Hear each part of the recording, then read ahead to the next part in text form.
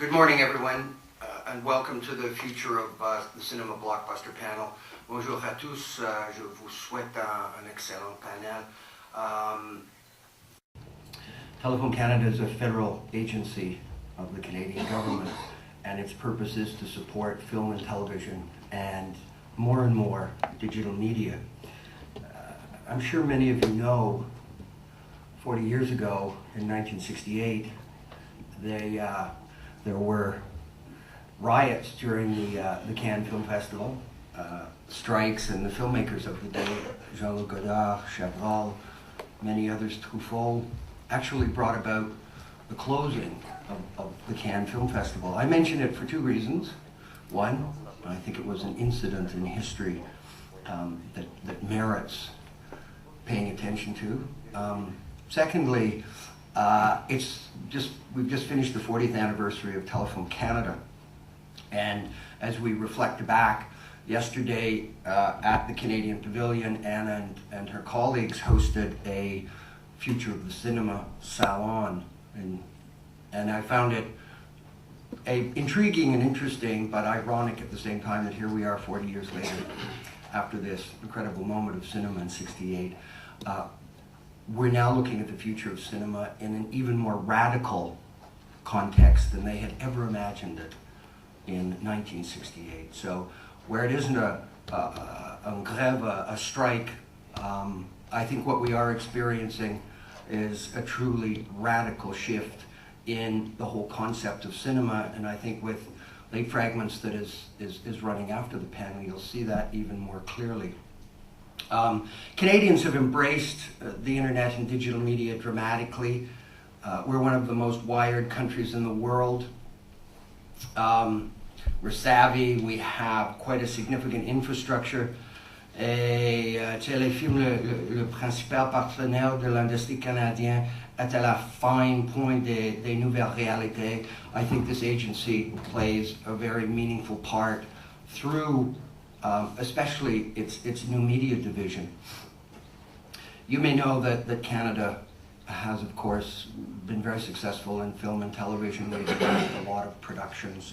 As you may know, we have a number of films in the festival. The opening night film, Blindness, was a Canada, Japan, Brazil co-production, directed by Fernando Moraes. And on Thursday night, tomorrow night, Adam Agoyan will have his new film called Adoration in competition, Denis Villeneuve, et un court-métrage à la Semaine de la Critique. And of course, we have the Perspective Canada program running here in the Marché. But we've also been very successful in attracting digital producers, digital products, and companies from around the world, such as Koyai, which is a Japanese company that interestingly set up an office in Toronto and hired 50 very capable and obviously well-educated and trained video game creators. And I found it intriguing that a Japanese company would come and set up, or not just a company like this, but Ubisoft, which I'm sure those of you from France are all well familiar with. They too are based and have a very large office in Montreal. In fact, the two real centers of video game particularly are in Vancouver and are in Montreal. But Koyai, this Japanese company, came to Canada and set up an office and hired 50 of some of our best graduates, ironically, to work on video games for the Asian market, which I find intriguing. On the one hand, we have this incredible, talented, educated, skilled labor, but we're principally creating programs and projects for other countries. So we all face the same challenges, not the least being, where's the money going to come from? That is persistent, plus ça change, plus ça reste le même. Technology, constant problem. Digital, 35mm, 16, doesn't matter, never works. As you all know, the mobile and the interactive digital technologies have put the consumers in control.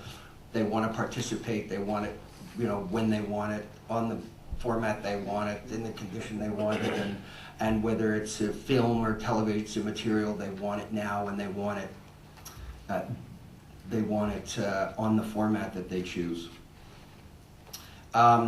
So, in that context, we have a panel of industry professionals and innovators who, through all of this blur of technology and copyright and ownership and innovation, they've somehow been able to work through that blur and have a sense of scale and context, and I think can hopefully bring some clarity and confidence to what is a fast-paced change. So I will now hand it over to the ever-present and innovative Anna Serrano. Or not. I will take this. I have the pleasure of introducing Anna Serrano in a while. Before we move on, I just want to explain what our vision about the future of cinema is. And you might know that we have already had 2 installments of this series of panel and conferences and gatherings in Cannes. This is the 3rd installment and going better. We had a very successful event yesterday at Wayne's Place and have another one at 5:30.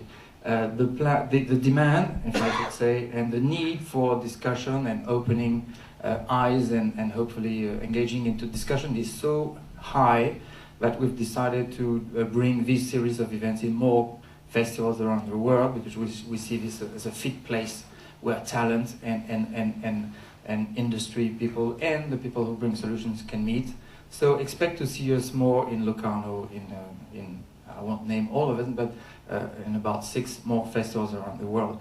The reason we are doing this is we believe we need to talk and meet and gather and aggregate experience from you guys as well. And the personal reason why we engage in this co-production with Canadian Film Centre is Telefilm is the curiosity that derives from personal background from my associate and myself, audience. I worked in an advertising agency, that's a key thing. I then run the theatrical distribution for Fox in France, so I care about content and film. And we are now, with my partner at M21 Editions, into the digital world for 10 years. The platform which you probably know called filmfestivals.com and fest21.com. And M21 also has a foot into the future in terms of printing and books and edition. We just launched a pretty innovative thing. I can't resist the pleasure of showing it. That little thing, a reader, you're probably familiar, but this thing has, as we speak, probably 250 books. I don't know how many you've put in there, but we are selling this as a bundle with 26 books on film, on cinema, with major talent, including a book on Cannes Film Festival, with Gilles Jacob opening remark. Anyway, so this being said, we must put our feet and hands in the future, and I will leave Anna Serrano, who runs the Canadian Film Centre Media Lab. I will leave her a pleasure introducing us. Thank you very much, Wayne, for being our key sponsor for this event and being our part, not just a sponsor, but a partner, sponsoring in terms of hosting us in the Canadian Pavilion. And maybe we shall switch spots there, if you don't mind. Not at all. And I'll give this to Bruno.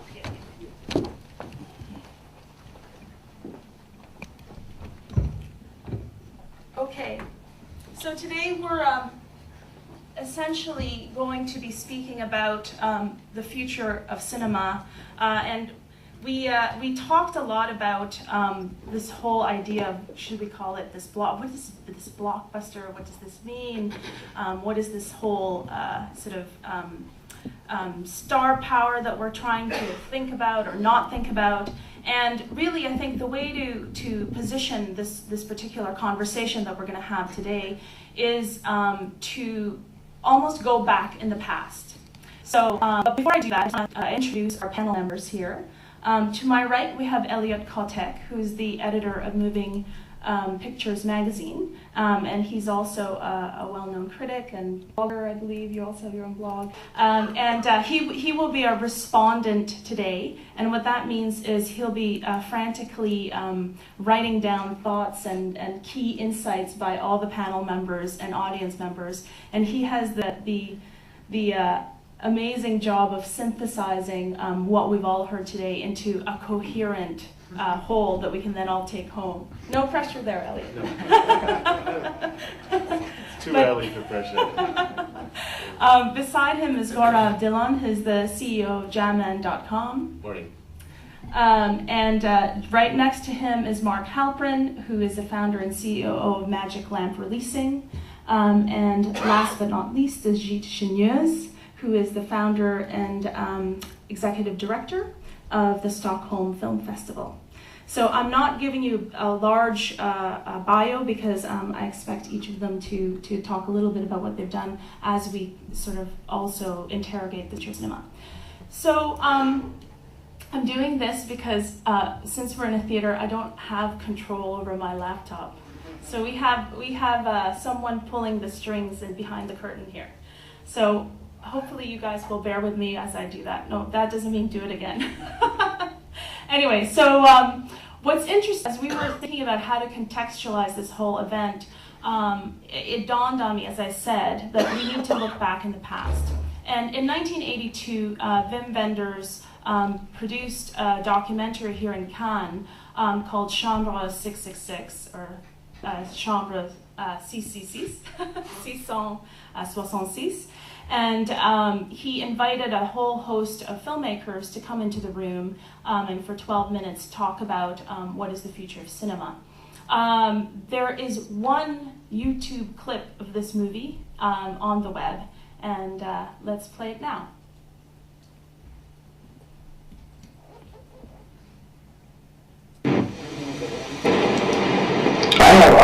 I'm one of the last of the optimists about the history and the future of the motion picture industry in Hollywood.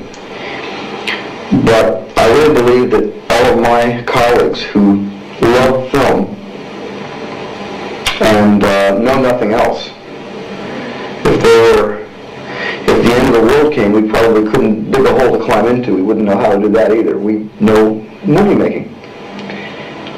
And so I have to be very, very optimistic that movies are only going to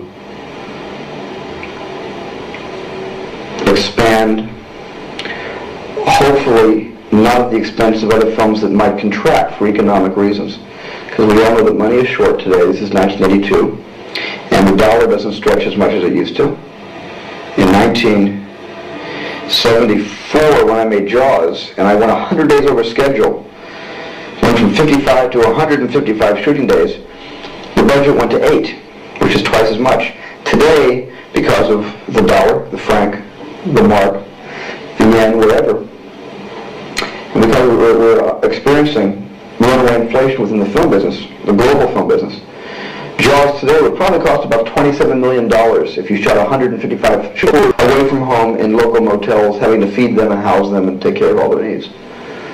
So, my fear is that a movie like my most current film, E.T., which cost $10.3 million, which for me is really the least expensive movie I've made in the last couple of years, even a film like E.T., 5 years from now, probably going to cost about $18 million. And that picture takes place in a house with children, a backyard, a front yard, one shot in a forest. Very limited locations. I don't think we can blame anybody. I don't think we can go around blaming people for, blaming unions for inflating budgets by the annual 15% increase in Hollywood across the board. We can't just blame the government. We can't just blame the shrinking dollar. And because there's nobody essentially to blame because of the state of the economic art, I think the best we can do is just live with what we've got. Make the best movies we know how. If we have to compromise to make a film that looks like $15 million on a canvas of perhaps only $3 or $4 million, we're just going to have to do it. I mean, we are the prisoner of our own times, and our generation is probably the only generation that's going to be able to break through this kind of, I don't know what you would call it. It would kind of like be it seems that Hollywood, and it's not that I'm guilty of this, I've just been fortunate to have made some very successful films. But it seems like everybody in studio positions with the power to say yes and the power to say no wants a home run with everybody on base. They want a grand slam during the last game of the World Series with the games tied 4-4. Everybody wants to be a hero. And they want to ride into Hollywood on the 11th hour and pull a piece of shit out of the closet and turn it into some sort of a silk purse, and you have a last minute hit, and everybody wants that hit to be a $100 million hit. There seems to be an attitude among the people who run the studios, not all of them, but a lot of people who run the studios seem to have an attitude that if a film can't at least reach third base, let alone home, then we don't really know if we want to make this picture. And that's the danger. The danger is not from filmmakers, the danger is not from the producers or the writers, it's from the people who are in control of the money, who essentially say, I want my money back, and I want those returns multiplied by the powers of 10. So I'm not really interested in sitting here and seeing a movie about your personal life, your grandfather, you know, what it was like to grow up in American school, what it was like, what it was like to masturbate for the first time at 13, whatever. You know, I want a picture that's going to please everybody. In other words, I think Hollywood wants the ideal movie with something in it for everyone, and of course that's impossible. So there are so many interesting things about that 3-minute clip in terms of the kinds of particular issues he picked up on that are just so different today. I'll just name a few of them. The idea that you can have a single audience and that niche audience don't even play. The idea that it's really just the blockbuster reality, you know, that's in play, as opposed to the potentiality for independent cinema to find its voice, etc. So I think it wasn't necessarily the best prognostication of the future in the entire documentary that Vendors made. Antonioni did a much better job of that when he referred to the potential of HD cinema, and I think Werner Herzog also referred to the idea that you can download movies on TV. This is 1982, pre-web. But I thought it was actually interesting to pick out this particular Spielberg clip because there's so much meat there for us to chew on. So I'd now like to ask our panelists to essentially start chewing and use that clip as a jumping off point to talk a little bit about, well, you know, where are we now, where are we going in the future, and how do these things all kind of relate to how, you know, how Spielberg may have been thinking about it at that time. Who'd like to start? Mark? Okay. Just to give you a little history, I think it's really interesting.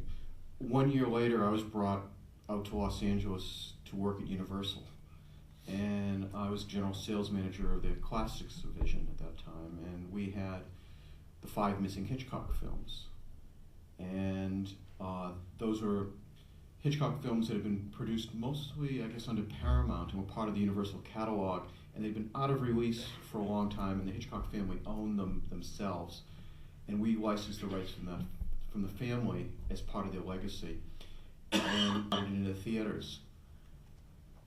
Those films were Rear Window, Vertigo, Trouble with Harry, Man Who Knew Too Much, and Rope.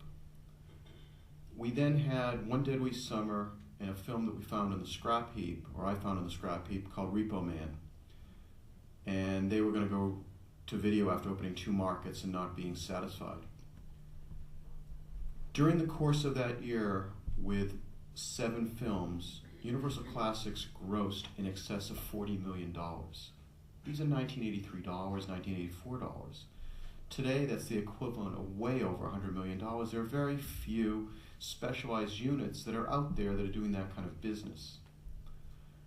By the end of 1984, the powers that be at Universal had decided that this wasn't enough money, it wasn't a prudent use of their resources, and according to the chairman of the film division, Frank Price, who I woke up one morning on a Sunday and opened the calendar section, said, we don't want to be in the art house ghetto business.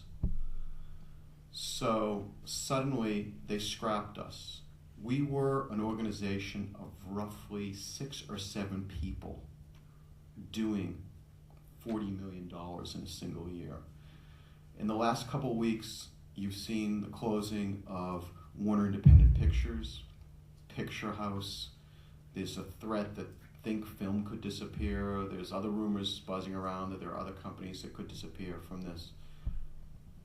I mean, he said it all. They look at it and they say, with this amount of money, we want hits. I've been at other studios in the interim, and they look at the films that you're putting out, and it's like, what among your schedule is going to do 20 million or above? Well, specialized films don't ordinarily do $20+ million every time out of the box. And the specialized business is a business of singles, doubles, triples, and an occasional home run, not necessarily a grand slam. And I mean, he got it. They want a film that can play in every town in America, whereas specialized films play in large urban areas and target audiences that are very specific. And it hasn't changed one bit in 25 years. Do you think it's gotten actually worse? Because with the whole digital technology actually moving us towards 3D and towards even more high-level special effects-driven hits, the gap between the independent film and what is known as the blockbuster is increasing. Well, that's part of it. I mean, when he said that E.T. cost him in the low teens, $10.3 million. yeah, Indiana Jones just cost, what, $170, $180 million to make? Yeah, around that is $40 million at least, just in the U.S. The biggest impact that I see currently beyond finances on independent fiction is the loss of critics. Every day we see a consolidation of newspaper holdings and media holdings in general that forces these companies to wring out any costs they can out of the operations. So the papers that are known as the weeklies, the art weeklies in the United States, every city had at least one of them. Now they're owned between two companies, crossing one of the Village Voice. There were sometimes two, sometimes three critics in every one of these who wrote a column for these newspapers. Now they're down to the United States. When we would open a film like Real Man or the Hitchcock films and distribute it over my career, we would do screenings and word-of-mouth screenings, and you would go into a city and hope that you could get a multiplicity of voices so that you could find a champion, someone who would write about those, because we didn't have the money to put into paid TV advertising. It's a lot easier in today's world where you've got 6 to 10 major theater circuits across the United States that own all the screens. And why is no thing until the Monday before Friday, or if you're really lucky, 2 Mondays before Friday. So it's hard to marshal your forces and put things together.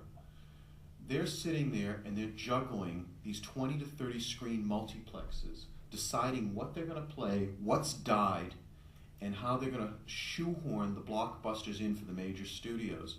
So independent films, the films that we're seeing here, are afterthoughts, which opens up the opportunity for film festivals to get the word out on these films, and for a company like Jarman to be there and provide an alternative distribution pattern.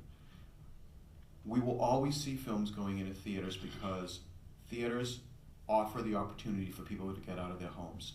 No matter how great your stereo system is, your video screen, whatever, there is a desire to get out and see movies in a communal experience. There's nothing like that. The closest you can come to that is to invite 6 to 10 people over to your home served dinner and watch a movie together. But a lot of people don't have that opportunity in their homes. They're not large enough to do that, or they don't have the equipment. So people will still go to the theaters, thankfully, and the 3D and stereo sound and multi-channel 6.1, 7.1, whatever they can do, enhances that experience beyond what we can do at home. But the delivery system is multi-layered now, and it's not going to change. It's going to continue to be multi-layered. Yeah. So just to sort of chime in for a second, the blockbuster business is the blockbuster business. What was true in '82, what was probably true in '72, or even before some of us were born, is true today. There's a lot of, it's a return on capital perspective. It's a pure shareholder return on capital perspective. You go in those days, $10 million, even if you adjust for inflation, is probably what, 30 or 40, but it's nowhere near the $200 million that a blockbuster movie takes. But the blockbuster business is a very different business. It will have a sequel type of pattern to it, which is new, which didn't exist back in '82. The concept of making E.T. 2 didn't exist before, right? You had E.T., you had the other kinds of movies that were made. There wasn't a concept of sequels. But the blockbuster business is driven to have a short return on invested capital with a lot of resources. It's a balance sheet game. If you have $1 billion to work and you double your investment, you make $2 billion. If you have $1 and you double your investment, you made $1. It doesn't even buy a cup of coffee at the crossroads. So I think the blockbuster movie has the angle of it is unchanged. In my view, if anything, it's gotten fewer, bigger bets, less risky bets in the form of sequels, and that's not going to change anything. That said, what has opened up is alternative channels in which we do, right?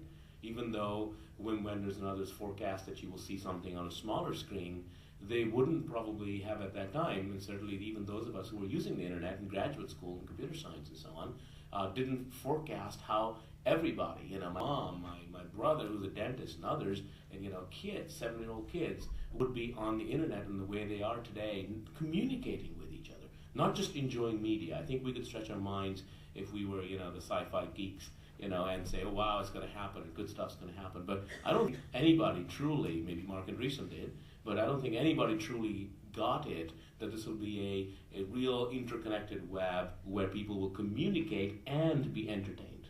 So now, just to sort of bring that thought full circle though, I believe that there is, however, a little bit of boredom with traditional blockbuster business. Which is why you have the rise of, I was in Hong Kong at a film festival on a panel. So I wake up in the morning, read the local newspapers. There was Time magazine. It had 10 trends in Time magazine. This is about a month ago. 10 things that are going to change the world. Item number 3 was the rise of the un-movie star. And they were talking about Juno, right? Who was the star of Juno? Was a well-known star? Was that a sequel? No, it was a beautiful movie, a breakout movie. Now, I know that doesn't happen every day, but it is happening more and more where the un-movie star, the smaller movie, kind of as a backlash, production of, 4 or 5 sequels, it sparks across those kinds of movies which play well theatrically, and across other kinds of movies that will find a home on the internet and large global audiences. Something. The interesting question here is also how to define in the future. What is a blockbuster? With $100 million film, but how will it be in the future?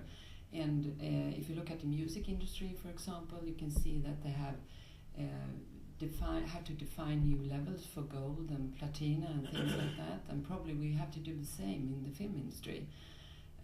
On the other hand, I'm sure that Hollywood will find the audience and the money and I mean the real challenge is how to provide distribution and for the independent cinema, and there I believe that festival plays a very important role, and we did, for example, probably the first festival in the world, an online festival, year 2000, which was only 10 films, short films, it's over 500,000 people. And there you can see how in China, Hong Kong, probably the future of the film lays in the hand of who will be possible to distribute their own. I think very interesting. I think to close the loop here a little bit, a good mark, in my view, because of some of these alternative distribution mechanisms, right? Because in '82, if you didn't have theatrical distribution, what was your alternative? Well, what else are you going to do? Put it on the side of a screen and we're not some of these like distribution, like the very go distributions, right? So I think that the fact that there are alternatives is going to cause production and consumption, and even though some of those numbers in revenue are small, but out in the pirate land site on the internet had 5 million viewership there. Someone actually referred yesterday to, looking at the music industry as a potential analogy to blockbuster model, and then you've got the rise of the niche musicians, the alternative, finding them through totally new tools like Last.fm. I don't know how many people here know about Last.fm system, etc. Let you kind of leave the whole blockbuster thing aside and now speak to how we might start to envision the moving in the same way that they moved. And what are your sort of thoughts around what are the new types of models, new way to totally conceive of a festival, new way to conceive of distribution, new way to think about even what you mean by the way? It really comes down to monetizing, which money can flow back to the producers. Bottom line of what I've always had to do at the studio is I'm one of the guys that tries to get the money back. I have a marketing campaign, choice time when a film shows, and get the word out on a movie. And I really don't think it matters whether it's in a theater or on the web or any other delivery system. You still have to do the same basic things. You have to have a press campaign, a public, and other means of getting the word out so that you can focus people's attention for a long enough period of time that they decide to see that movie, whether it's at a festival or anywhere else. And then you have to have the mechanism so the people who made that will get a return on investment. 500,000 on a shorts program on a festival is close to 5 times more than any of the big festivals attract during their 10 or 12 day run. So that's a sizable amount of people seeing something. The question is, how do people get paid from it? Even if they were doing micropayments and get for a view of shorts or 20 would be for filmmakers to go that route. So it really comes down to rewards. And I think the opportunity to put a film festival on the web and deliver panels like this and films and virtually everything else in a box package, so people don't have to get on a plane and fly to the ends of the world and pay exorbitant amounts of money, makes it an event that people would be interested in. I mean, look at this. This is the Olympics of film. People spend 2 weeks or 10 days or whatever watching the Olympics on TV stations around the world. Now, there won't be as many people who want to see cutting-edge film as there are sports events, but in method, people will consume it. And I think what demonstrates that is in a city like Boston, Massachusetts, where the Red Sox have been winning World Series and all this. There's 15,000 seats in their home. Virtually the entire season is sold out. So if people want to see the Red Sox in a communal experience, they go to a movie theater and buy a ticket and watch it on a big screen. And I think we'll see more of that. The Metropolitan Opera is now filming live performances of their events, simultaneously going out across the country and across the world and showing it to audiences who can't get to New York. And I think that's where we're going. That becomes the blockbuster event for specialized presentation. And I don't want to use the film anymore because in 5 more years, nobody's going to be shooting on film. Sorry, Kodak, we're going to miss you. But people are really going to the digital world. Film may still end up being the archival source because we don't know where digital is going to be as it keeps progressing, and we need some way to keep things. Jeet, as the festival director, I'm sure you have lots to say about this. No, I have a kind of different perspective because I represent a non-profit organization, and the aim of the festival is to try to reach a larger audiences with a quality film. But to take it from one line, I think that the life of a film, of a quality film, is too short. So what we need to do, and what festival needs to do, is to take care of the archive, as you say, and try to find audiences or find ways for the audiences to see the films easier, and building up connection with the enormous public and audiences that festivals actually have, and use it more. So I think we're heading to a new generation of film festival. This is the Olympic, and it's a great festival, but there is other ways to do it and take care of all the material we have. So we are working a lot of taking all the, the 3,000 films that we have been screened during this short period that Stockholm has been alive, and trying to get it out. And we also use, what we do is we release films on internet at the same time as a festival, and I know that's very, very controversial, especially for the film industry, but I think it works, and it doesn't take away the audiences in the theater. Actually, it just gives you another choice. And in that direction, I think you can have a new life, an interesting generation of film festival that could be closing and have a bigger cooperation with the film industry. And I think we need to cooperate a lot more. So I think just to add to that for a minute, look, blockbusters will continue. The future of blockbusters is blockbusters. What's going to change is that the words that we use with regards to marketing, the words that we use with regards to an audience, will probably go away at a much bigger picture level. What you have is a community. To be successful, media has to be alive.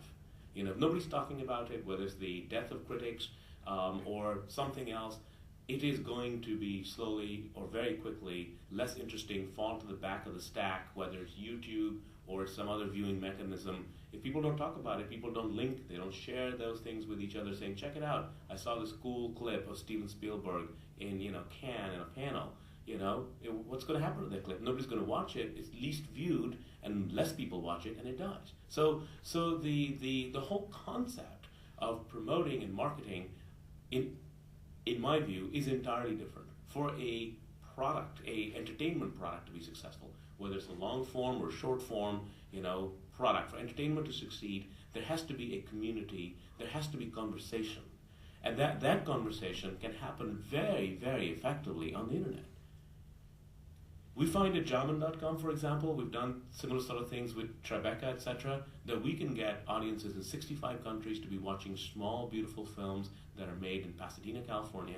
65 countries around the world, people log in, they go through the process of getting a player, they download the film, and they watch it, and we think that's going to be multiplied in larger and larger numbers as time goes on because of the community and the conversation. What brings them there is not that there was a lot of printed advertising, or even that a critic, a wise critic who went to film school and so on, wrote about it. What brings them there is somebody in the trusted network, a friend, an associate, a colleague from college said, hey, check this out, there's this cool film, it's on the site, Jarman.com, I think you'll like it. And that drives and makes up for the shortfall in professional, if you would, critics, because there are many more amateur bloggers now.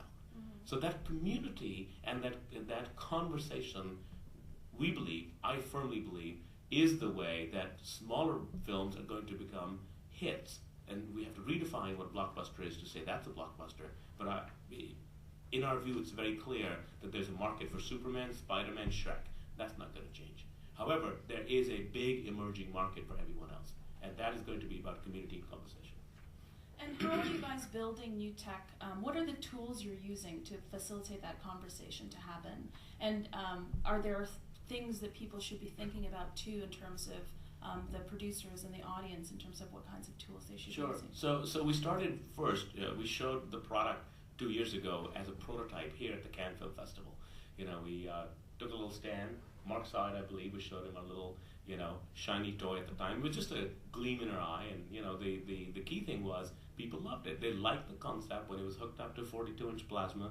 They liked the quality. They didn't feel it was a detrimental thing. So we started building tools like having an in-film blog, okay, where there's a blog that goes along with the film. So you could literally frame by frame have a commentary from anybody in the community. What we found is that is very attractive to filmmakers, but the audience will chat. They would rather say, hey, how are you? Or, how's it going? Do you like this? And the other person says, yeah, I like it. I think the other film is better. Let's go check that out. Boop, they're gone. They go check that out. the filmmaker, the auteur, liked much more the concept of the blog. So that's a very technical film slash computer thing. But the tools that are used today, and we find extremely popular, are the social networking widgets. How you can share your views or the trailer about the film on Facebook with all your Facebook friends. How you can share a clip from this with all your friends on MySpace, where there are hundreds of millions of people now, hundreds of millions of folks that interact and talk about stuff. So interaction with the social networks, and in German itself having a social network, has been one of the tools that we found propels this conversation. Very short. I just think that video on demand is a blessing in the way that it can reach. You can reach the audiences with quality film on the time they have the time. So we have introduced something that we call Festival on Demand, and that means that you can pick every film that we have screened during these years on demand, together with the film companies, of course. But I think just to value people's time, because time is very limited, and if you can find a way to that people can really pick when to see a film, then you have a bigger audience automatically. Very short. So anytime, any place, anywhere, I want my cinema. Yeah, the idea of being able to attend the Stockholm Film Festival sitting in the comfort of your living room and not having to travel is really a great idea.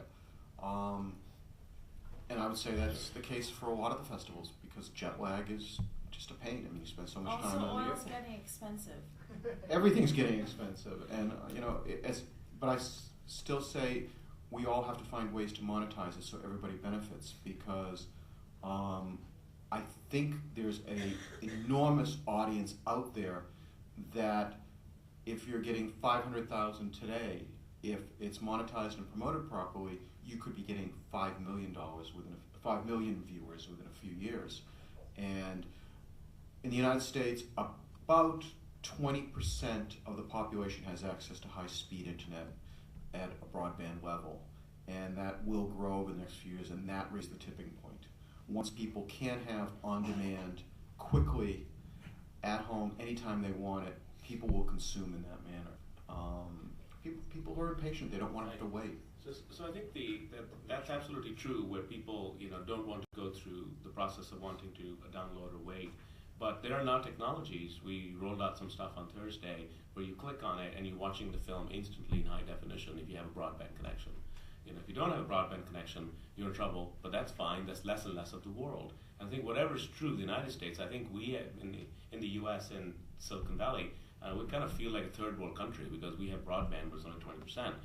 China today has more internet users than the U.S., more internet broadband connections. 300 million people are online in China. So that aspect of looking at not only the way we used to think about the world, which is Europe, U.S., but thinking about a big world, Brazil, Russia, India, China, seeing how those emerging countries, often unencumbered with antiquated, telecoms equipment, but buying shiny brand new equipment and kind of leapfrogging the antique stuff, are having broadband in a way that's amazing. In South Korea, the number of video rental stores has gone from 20,000 video rental stores 2 years ago to 6,500. 13,500 video rental stores have stopped functioning.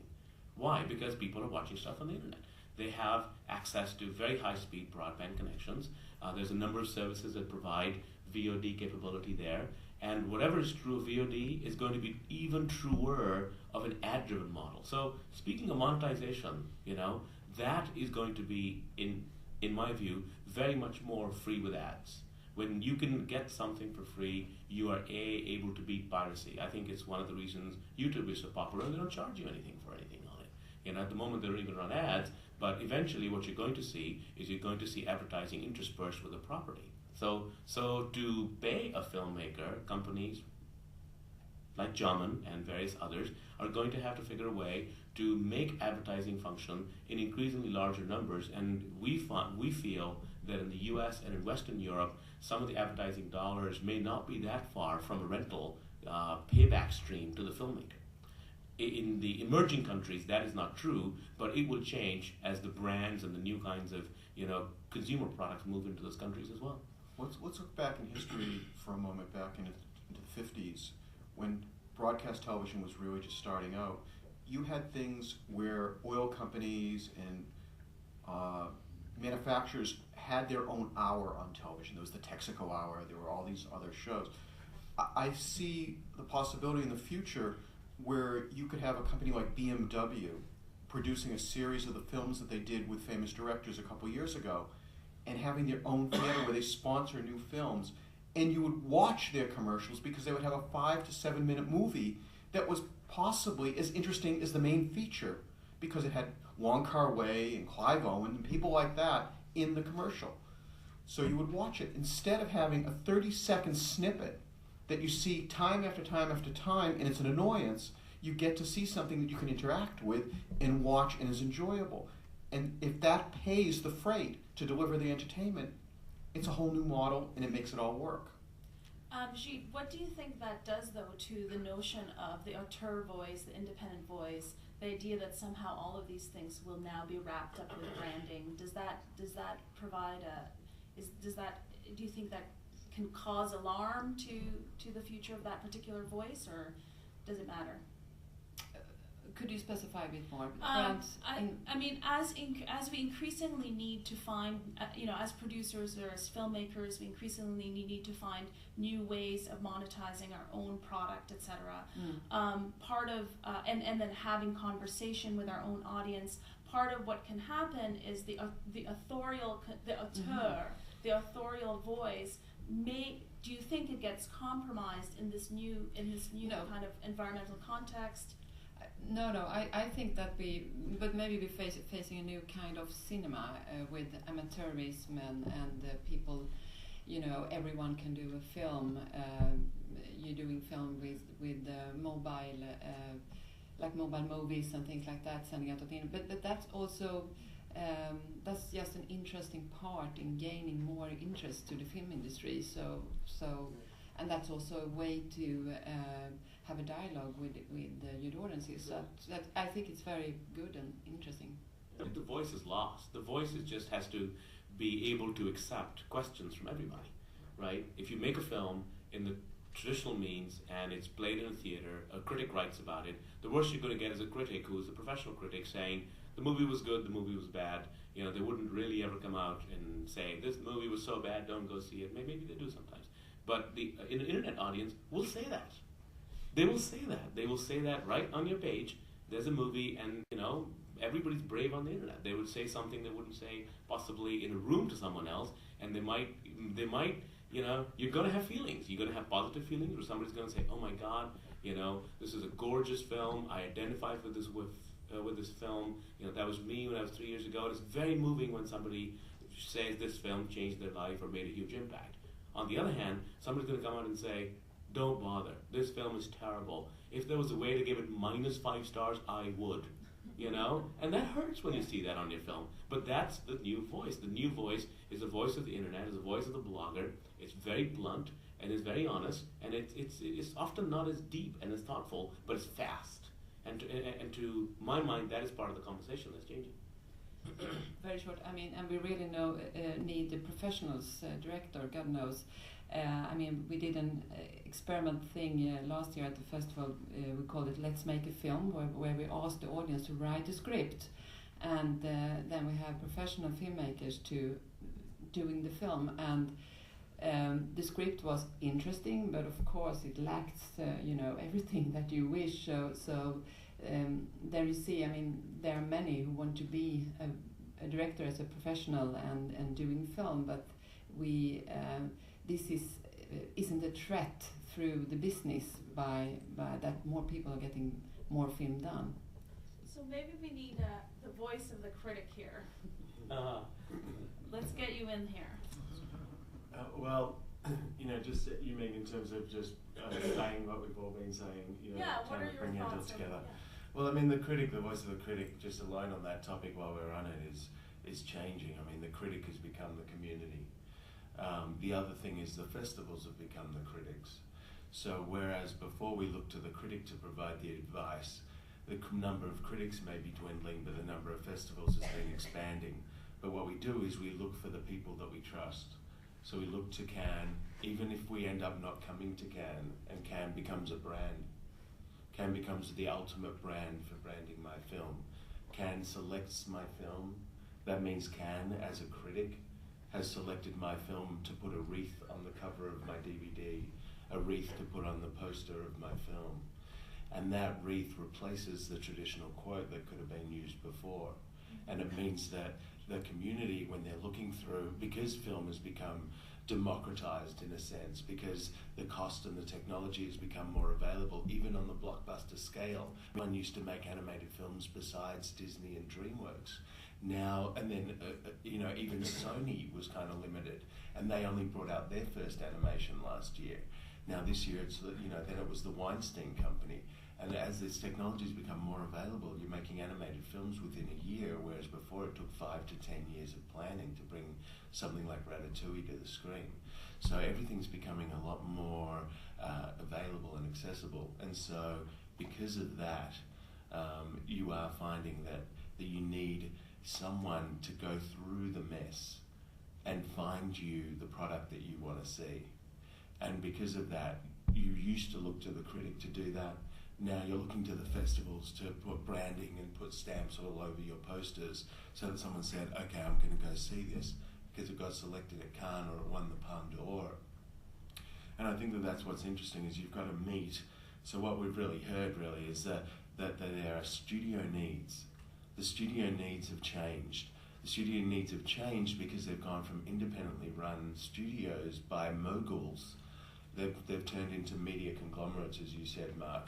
They've been consolidated into global enterprises in which film plays a minor part within their balance sheet, a glamorous part that they don't want to give up, but a minor part in the global world of Sony, or in the global world of CBS Viacom. So what you have is a studio needs to give returns to its shareholders, so they leave things by the wayside. Now, the more they hear Spielberg saying, I don't know if I would have made E.T. if I had to spend $18 million instead of 10. Then you had Godisli say that this is the death of cinema, it's a lost art. But absolutely not. Rennie Harlan, I remember saying when Terminator came out at $100 million, people were mind shattered. They could not believe that a film cost $100 million. I ran into Rennie at Toronto last year and asked him what he thought of his comment from the late 80s or early 90s that a film of $100 million spelled the death of cinema.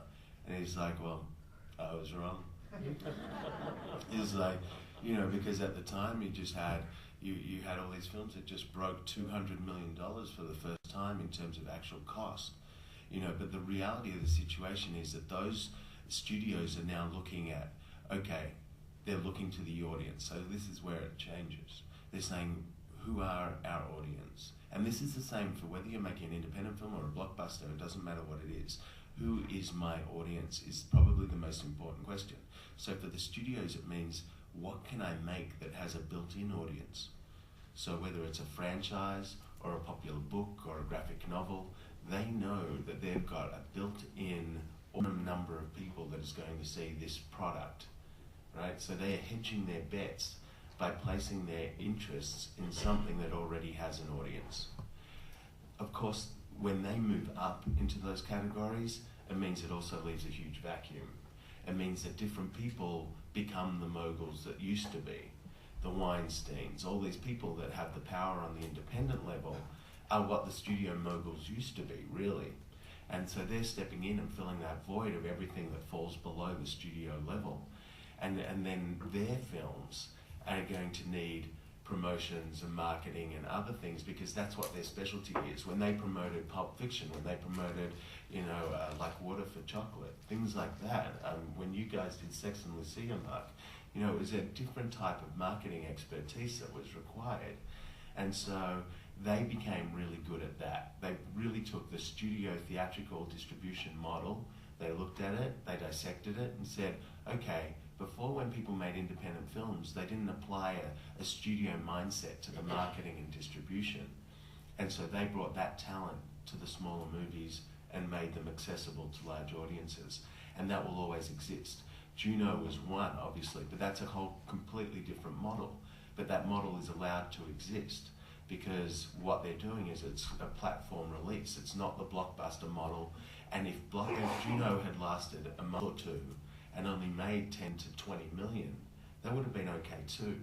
But because the word of mouth was so strong, because it had all those wreaths from Toronto, etc., it was able to, with an un-movie star, its audience slowly, and because of a very clear distribution model, it became the first picture released by Fox Searchlight to break $100 million.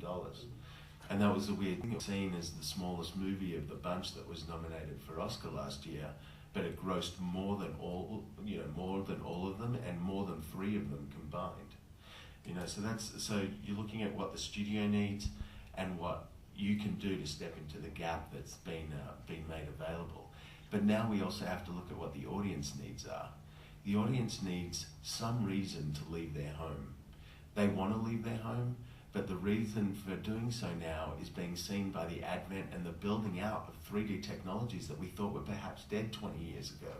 It was tried 20 years ago, but 20 years movies became, with that moment, and now with Iron Man and other things that need to be appreciated on a big screen to appreciate their technology fully for the actual cinephile or the fan, they have to leave their homes. They have to leave their homes for 2 reasons. 1, to get the full benefit of the film's production value, and 2, to get the communal effect that you were talking about. So the community effect is becoming what's the driving force. If I want to go out and watch a community event, instead of paying $80 for a basketball ticket, or scalping a Boston Fenway Park ticket to the baseball for a few $100s because it's already sold out, I go to the movies for $15, even though that's a lot compared to what it used to be, is still a cheap event. So the audience needs have changed.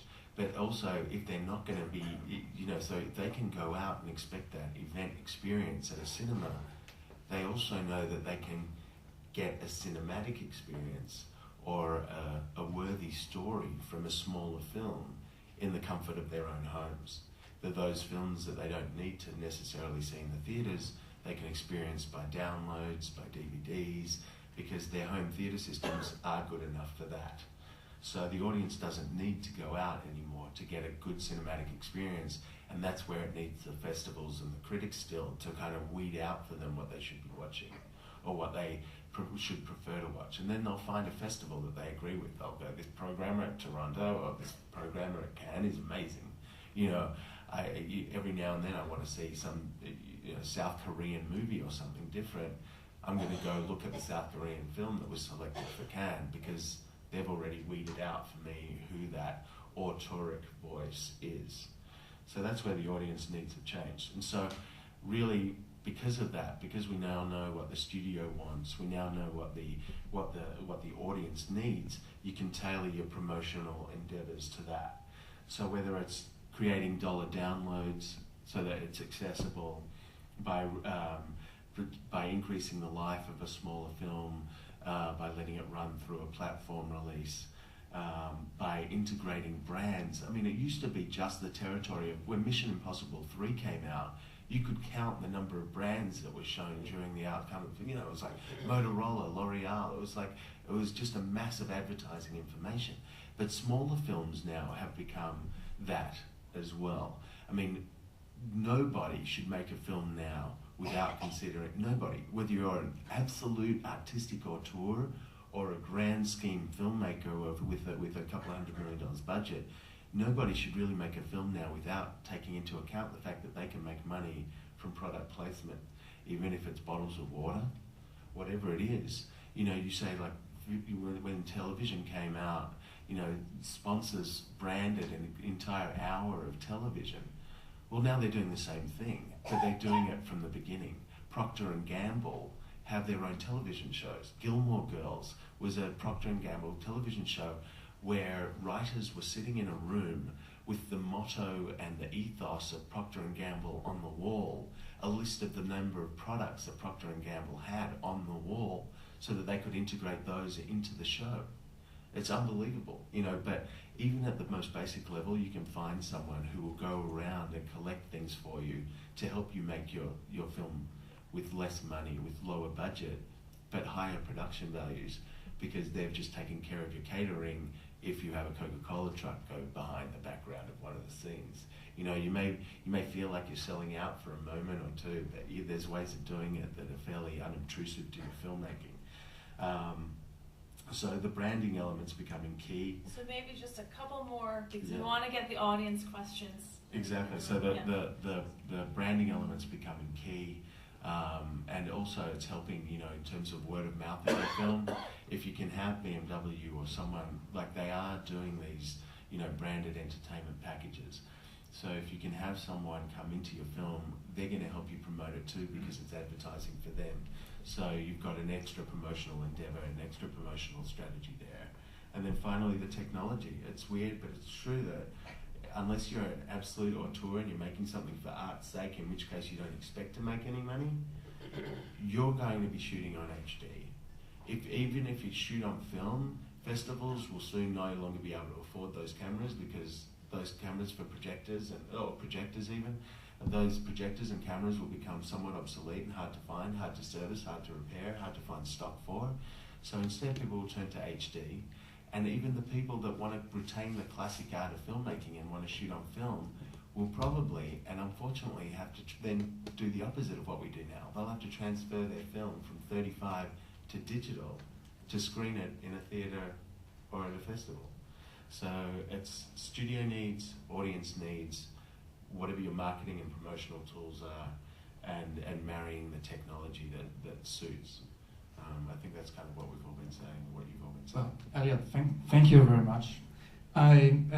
This is a place now for interactive and discussion, and we've had a couple of people sending us advanced questions, want to make sure by emails, want to be sure that we get these questions addressed, and I have actually two questions, one for Git and one for Mark.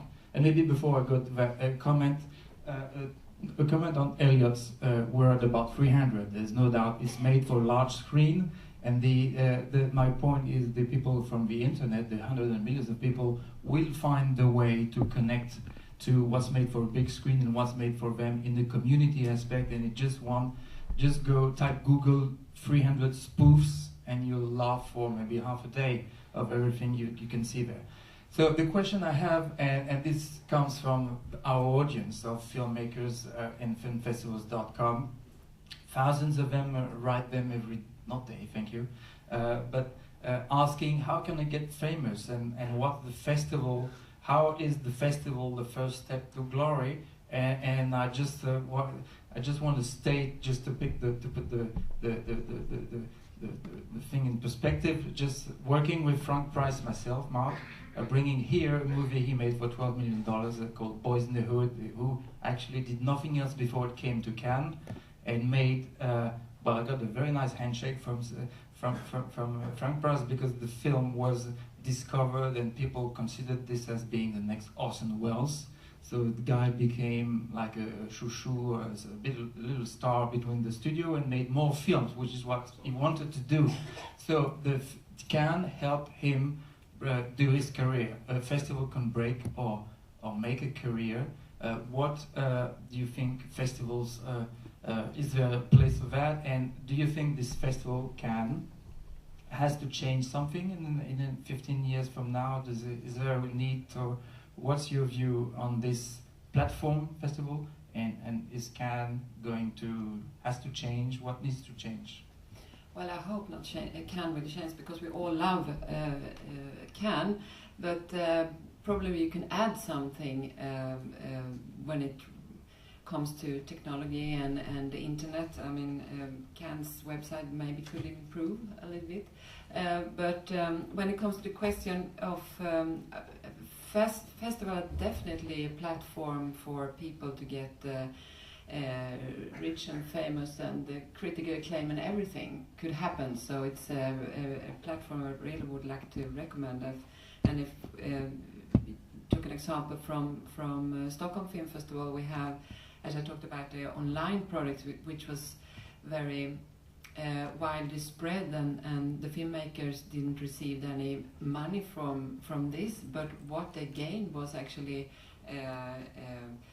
producer. Some of them got a suggestion of doing the next film and so on. So everyone was extremely satisfied with this little experiment. So we have continued to do this. So in terms of that, you can come to a festival with a very small project with no money, and of course the dream is to be discovered, but you can gain other resources from film festival. So there is a place in the future for festival, that's clear, and we believe we will be in that business. The question for Mark is what kind of what needs to change in the theater? What role? What needs to change in the relation between the theater owner and whoever brings content into it, be it film or other things? That's a really big question. I'd say over the last 10 or 15 years, we've seen an improvement in the theaters as far as seating, projection, sound, and all of those things, stadium seating. We're seeing every theater now has an internet presence, and they're reaching out to their audience. Landmark sends out emails every week with a letter from a director whose film is premiering that week. There's outreach, there's ways of creating community. When you go into theaters in America, you see people texting during the screening. I mean, it's horrible to me because it's a distraction, but you've got to assume that a lot of them are saying, this film is crap, you know, don't bother seeing this, or I love this film, you got to go make sure you see this tomorrow. There was an incident at the South by Southwest Film Festival during one of the panels where the panel wasn't going where the audience thought it should go, and they made a real mistake because that audience was computer savvy, and they were all sitting there with their Blackberries, their iPhones, their computers, and they were having an internet conversation as it was going on, reacting to what was going on in the panel and saying, why the hell are they talking about this instead of talking about that? And it was all over the internet, and it made it into the trades, it made it into the newspapers. I mean, the audience is catching up, and the audience is wanting to be active. And film festivals do have a voice and do have a very definite driving force within our industry. The problem is that there are so many of them. Every single town, city, and hamlet in the world seems to have its own film festival. And some of them have a gay film festival, an Asian film festival, a Latino film festival, and they've segmented it. I wish a lot of them would get together and make one omnibus festival in each city so that they could serve the maximum amount of people and reach a critical mass so they would be important in their communities. But if you go to some of the sites, filmfestivals.com and some of the others, there's probably 5,000 festivals. In every single week in the United States, there's at least 15 festivals going on simultaneously.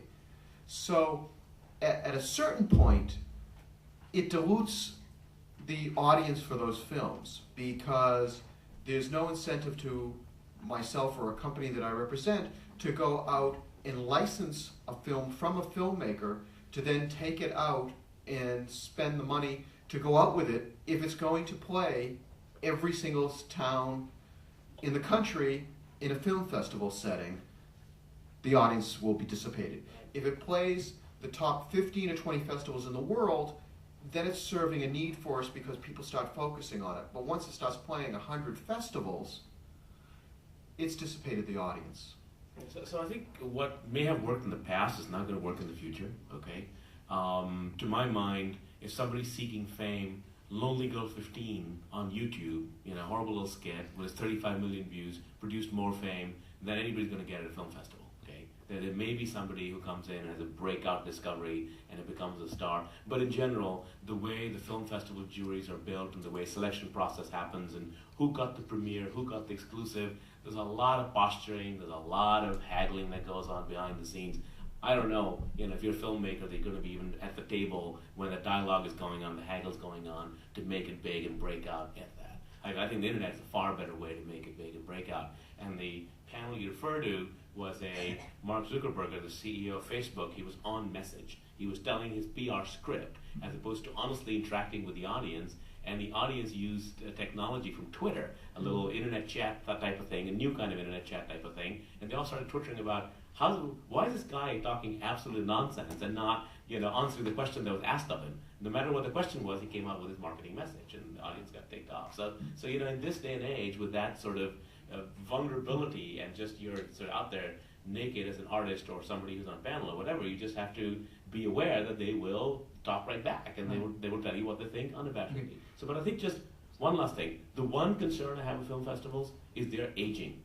Whether it's Cannes or it's a film festival in San Francisco or in Shanghai or in Mumbai, you don't see as many young people attending film festivals. The young people at Cannes are filmmakers. They're not film festival attendees. And I think that is a great danger for film festivals, okay? Because where young people go today is where the money's going to be tomorrow. We have a graying population of film festivals. It is not where the young people are. And as a result, I think film festivals have to change or die. All right. And can we get just a little 1 minute back on what's happening in the theater, because most of our filmmakers want to put the film in the theater first, because that's what they feel fame will be derived. If you look back at the recent, let's say, 20 years history, films in the States, for instance, going platforming from 2000, made blockbusters, platform from 2000 to, 6,000 now, 4, whatever, is too much. It's too much, and clearly there's only a limited number of screens, and more films coming out. So the distributor has been weak in that kind of fight between exhibitors. And is there hope that things can change because perhaps of delivery by satellite, so you can program 2 screenings, or that independent film can reach theatre? I'll speak to that, because even theatres themselves are changing in terms of the technology they're offering. And as they go to more digital projectors, a smaller theatre, like say this one here, like you may have the huger theatres within a multiplex be dedicated to Iron Man coming out, so that opened up 4,100 screens that weekend.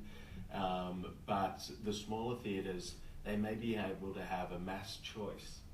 And because they've got everything digitally available, rather than having a thread of reel, you may be able to go like a few days ahead of time and see where a group of people has forced one little theatre to book a certain film. So there are going to be like theatres that are making it audience choice available. So it is going to change, but certainly when people go out to the theatre, they want an event experience. Right. So just to my mind, theatres will also provide other kinds of comforts, right? Like you see in Asia, air conditioning is a big deal. You can see in a town in India, my hometown where I grew up, you can see the same movie for 10 rupees or 140 rupees. What's the difference? Air conditioning, okay? And some of the films are going to be pretty long, so it really matters. 3-hour Bollywood thing, you're like, oh, no air conditioning. This is hard, right? So the fact is that the theater behavior will get micro, as you're pointing out, Elliot, where you can program the theater to a smaller audience, whether it's on the internet or in the theater. But it's true, theater experiences are different. Funny is funnier when people around you are laughing. Dramatic, like Iron Man, the big special effects movies, 300, they are more fun. It's more fun to see Iron Man with all the sound going and everything. And if you have a kind of a family with small children, you don't want to scare them when the stereo turned up that high. So you go see it in the theater. But I think the other piece also is the theater is becoming part of entertainment and shopping and food and a night out. And that is changing in China and in South America and in India. It is so much a part of going out. And an event, like the 3D adventure of the release of the 3D with stereoscopic glasses. Another brief fact I want to stress out, people are thinking in the territories that are underdeveloped, less developed, with no screens, no theaters, nothing, that are exposed to piracy instant, like the film is in the street and the next day after it's been released. And for instance, in Africa, the current thinking is now going out, renting a big soccer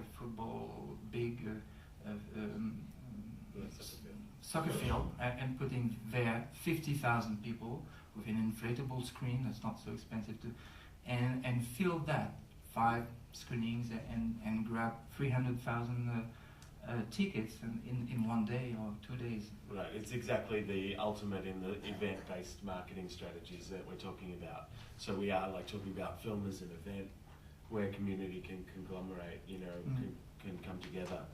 I just want to say George Burns said something that was pretty funny. He said, I'm very interested in the future. It's like the future is not what it used to be. But he also said, I'm very interested in the future because that's where I plan on spending the rest of my life.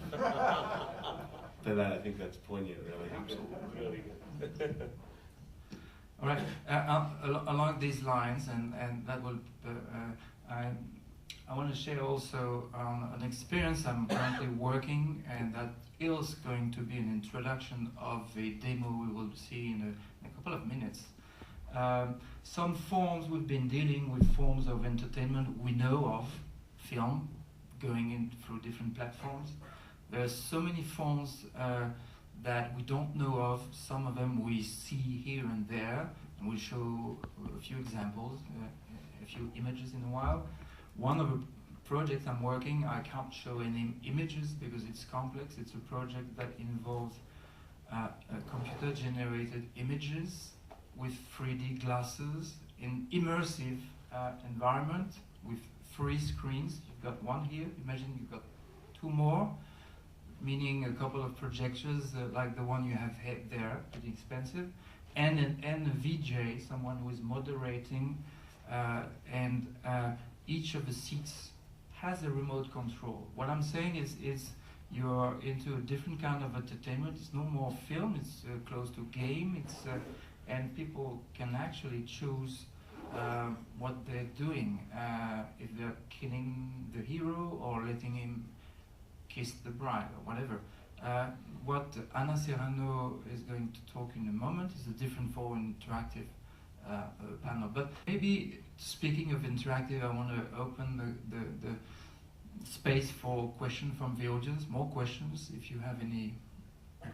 Please, yes, gentleman behind, from in the back. My name is Patrick Tao from Glam Films in London.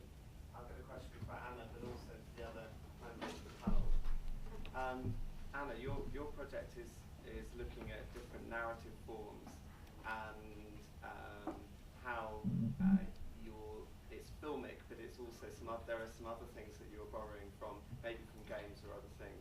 With Kate Modern on Bebo and with the Hammer production on MySpace, what's your view on the use of social media and how maybe young people are on social media? I'll just finish my question with one comment. There was an intergovernmental conference in January looking at young people's use of media, and one of the quotes from a person from UNESCO was from their research project, and the quote from the young person was, "Oh, email, that's for old people, isn't it?" Well, I'll actually be showing some images, some works shortly, as Bruno suggested, that speak to that.